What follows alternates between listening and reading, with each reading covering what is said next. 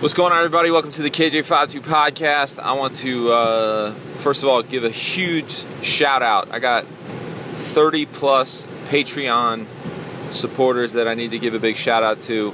Thank you so much for two things. One, for financing the podcast, because reality is it costs money to do this.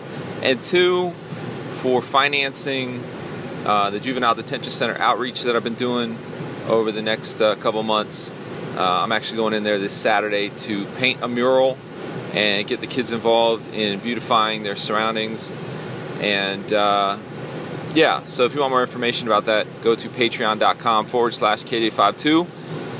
And you know what? Actually sign up to be a patron, because every little bit helps every little bit of what I do, and you'll get a special shout out. So I'm going to list all the people in just a minute, but you guys are amazing. Appreciate y'all.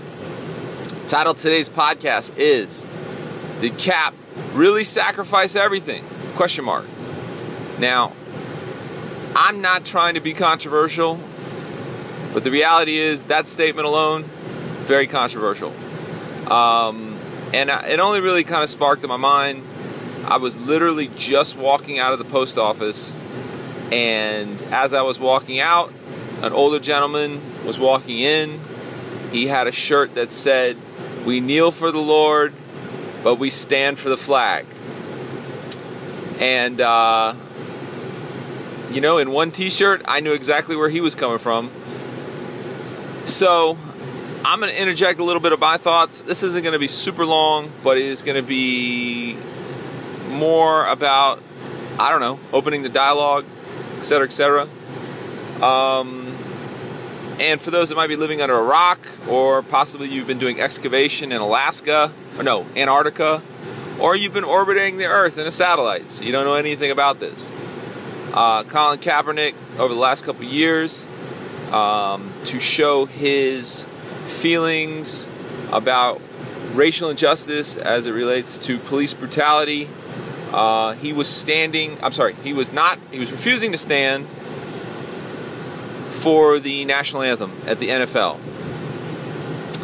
And so this kind of sparked a, I don't know, domino effect amongst other players, which brought up a lot of things. Brought up a lot of discussions about money, racial injustice, the veterans, our national anthem, freedom of speech, and the list goes on. So I say this with the idea that, I'll be honest with you, I haven't paid much attention. I mean, I have, because it's obviously in the ether, you can't avoid it, but reality is that I barely watch the NFL anymore. And this is not because I'm like protesting them. I'm just not interested. I mean, and part of it is just time. I'm always traveling on the weekends. I'm not as emotionally invested in the NFL like I used to be when I was in high school or even college age. I will have to say, holy shnikes, Fitz Magic. I'm a Bucks fan since they had those disgusting orange jerseys, and I'm a University of Miami fan since they were doing jail ministry because everybody kept going to jail. But I was just glancing through and I saw Fitzpatrick. I'm like, who is that? Conor McGregor? Guy's got a beard. He's got a beard and his gold chain's on doing his press conference. I'm like, oh, I like this guy. Threw like 4 touchdowns in the second game. Bucks are 2-0. You know what? I might have to start watching the NFL again. I don't know what to tell you. It's been a long time since I was actually proud of the Bucks. Probably since they were in the Super Bowl. But again, reality is I usually travel on the weekends. I don't have time to watch the games. I don't know, I'm just at a point in my life where it's just doesn't resonate with me anymore. And I actually did a faith and family game one time with the NFL. Actually, it was the first ever faith and family game.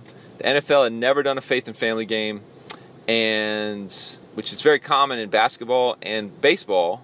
I'd done a bunch of those, done 76ers games, done the Royals games, done just, you name it. Why the NFL was not interested in faith and family, I kind of began to find out. And it really hit home for me in a lot of ways because it was a Bucks game. So I'm like, you kidding me? You mean to tell me I'm going to do the first NFL football game as a Christian hip-hop artist, and it's in my own town? So I was excited. I was super excited. Until I sort of came to find out that their reasoning behind this game wasn't necessarily like some deep spiritual purpose, or like we're going to celebrate who Jesus is, or we want to embrace the church community. Nah, the reality probably was, and even though it maybe was never said, the reality is that the Bucks weren't doing too good, and when football teams or sports teams aren't doing very well, they try to do things to get people to come out to their games. Okay?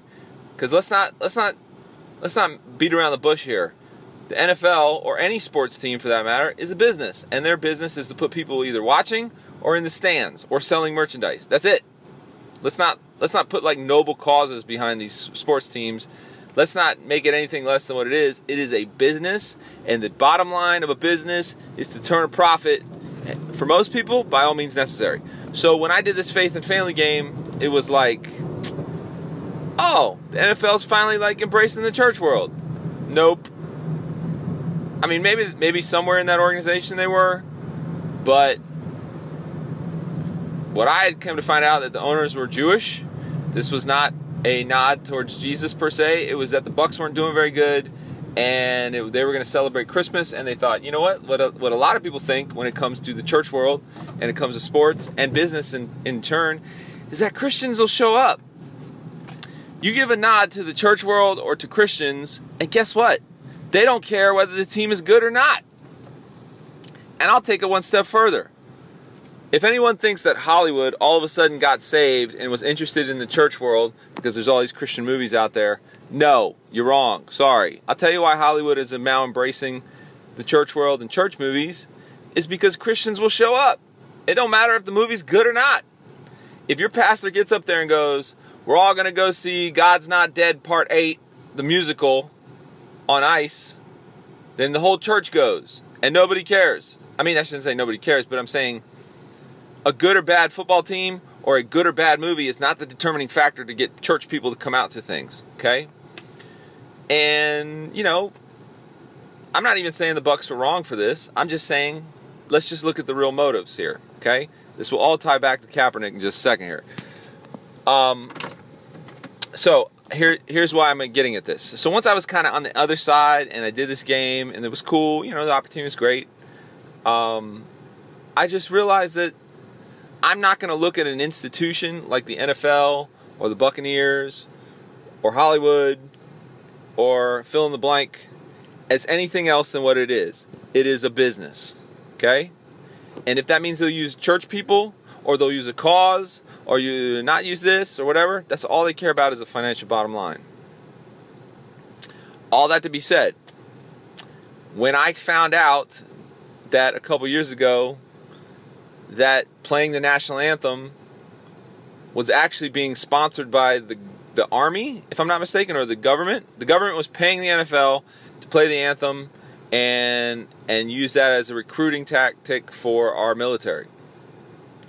So the idea that this sort of patriotism towards the anthem and the NFL, in a lot of ways, this is just and the government, it's a way to get people to sign up, to feel patriotic about your country. Maybe I'll go sign up for the military. Maybe I'll join the reserve. So this thing of kneeling for the anthem or standing for the anthem or whatever, it's a new thing. This is not something that's been a core value of the NFL. Like the NFL has been like, we're about country and we're about football and good old America. No. It's a way for the NFL to make money. It's a way for the military to get people. Okay, so let's just call it for what it is. I even think back about my high school years of playing football. Now that I think about it, I don't think we were ever required to stand during the anthem. I think one thing that we would do as players is we would take our helmets off. But that was just kind of like a customary thing, you know what I mean? Like it was like, oh, you know, it's just more of a custom. It wasn't like we had some deep reverence for the anthem. Now, one thing we did was, you know, when the anthem was played on the football, you know, before the game started, you know, you would get in trouble for screwing around during the anthem. So nobody ever screwed around during the anthem. I don't remember our coaches ever saying you had to stand or sit, because I can remember times where some players would just be kneeling because they were already kneeling to begin with, and they might put their hand over their chest, and some people were standing, some people were kneeling. Never were we told as football players, and I can't remember this anywhere, that we had to stand for the anthem. It was kind of like inferred that just take a moment to, like, shut up for a second. You know what I mean? So my personal opinion about this is that Kaepernick wanted to make a statement. I think he was definitely sincere. I've heard people say, well, you know, he grew up really well off, and he's only half black, so that disqualifies him from what he's trying to do. Well, that's silly. You don't have to be poor and black to not see the injustices of something, or whether you perceive it as an injustice, or whether or not you want to make a statement. You can make a statement no matter who you are. That is one of the realities of us being Americans. It is freedom of speech. You have the right to protest. You also have the right to deal with the backlash of your protest. Okay? If everybody's doing one thing and you choose out of protest to do the opposite, I think, if I'm not mistaken, you have the right to do that in almost every circumstance. And you can also deal with the backlash of that. So, flash forward, Kaepernick does that, it catches on, then it becomes this big controversy, then it becomes social pressure to basically say if you're standing, then you're essentially okay with police brutality. I'm not saying that Kaepernick was saying that, but I'm just saying you kind of get this reverse thing that, oh, you're standing for the national anthem, then obviously you must be for police brutality. I don't think that means that either. All that to be said, the one question I have here is this Nike commercial that just came out about a week ago, that said, believe in something, even if it means sacrificing everything, Nike, just do it. And so they made Kaepernick the face of that. Here's where I don't... okay, because everyone's going to go, well, what's your opinion on this? KJ, all you're doing is regurgitating facts. My opinion is this. You have the right to protest. If you want to kneel, and that's your right, you want to kneel because you feel that that's your way of protesting, I, as an American, cannot take that right away from you. Okay? I can disagree with you. I can argue against you. I can present my reasons why. But my personal belief is you have the right to do that, so go ahead and do that. Now, my actual opinion is I'm going to stand. Okay? That's just me. That's the way I look at it. I'm going to stand. And I'm also not going to stand against your right to not stand. However, I also know, just like anything, with every action comes an equal and opposite reaction. If you feel the wrath or the brunt of XYZ coming down on you, don't play the victim. You cannot do something like this and people either take it a different way, or people come against you, or XYZ. Here's the only thing, and maybe it's just because I'm a little bit on the pessimistic side, and it may be because I'm a little jaded, but part of me kind of shakes my head a little bit when I see this Nike ad, and two things I think are funny. One, absolutely hilarious people that want to burn their Nikes, especially the person that like burned down their house.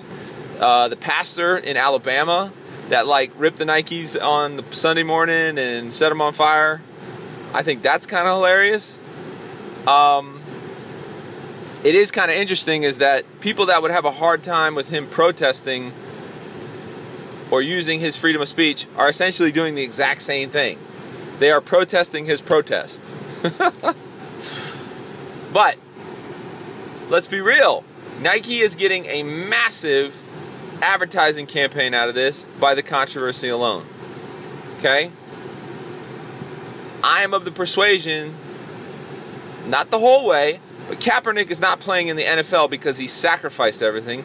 He's not playing because he was the 32nd ranked quarterback. He had one of the lowest quarterback rankings. He was offered a job with the Broncos and he turned it down. And I think the idea that because of him kneeling, he was forced out of the NFL, I think that's a little bit extreme. I think that's extreme because if you look at his numbers weren't great, and he was given offers that he did not pursue. Now, did his convictions outweigh his deal? But let's just not act like he had no opportunities or he wasn't playing very well. I mean, that's the real reality. Is if you're not putting numbers up on the board, you're not going to play. And if you're looked at it as this huge sort of headache, then yeah, it is going to be harder for teams to sign you. But it's not impossible, okay? Because we also know that controversy causes problems. Controversy also sells simultaneously. So I think the idea that Kaepernick sacrificed everything is a little exaggerative. I think it's done to be an extreme statement to polarize people, and when you polarize people, you get people talking. When people get talking, then it makes people emotionally, if they're for something, it will make them be even more for it. So if you like Nike, but you're kind of like, I'm not going to buy any shoes, and all of a sudden you see this happening, boom, you're going to go out and buy shoes, because that's really how we vote for things. We vote with our money.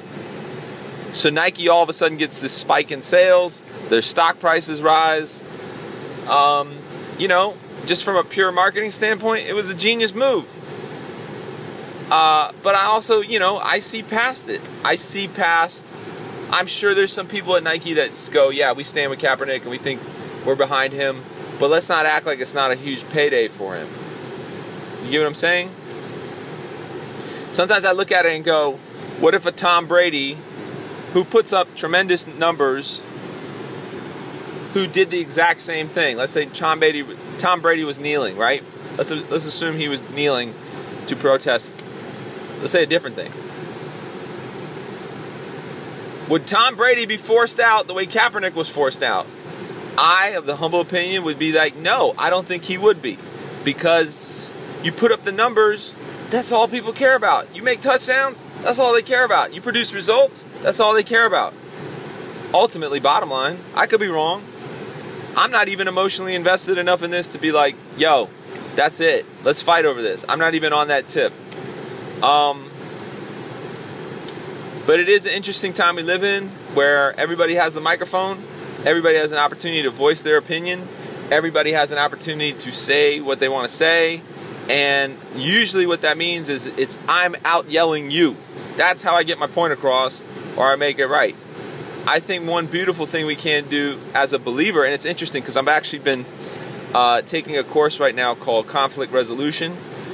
And one of the beautiful things that I've learned in this, and it's all a biblical precept, is that how important it is to listen to the other person.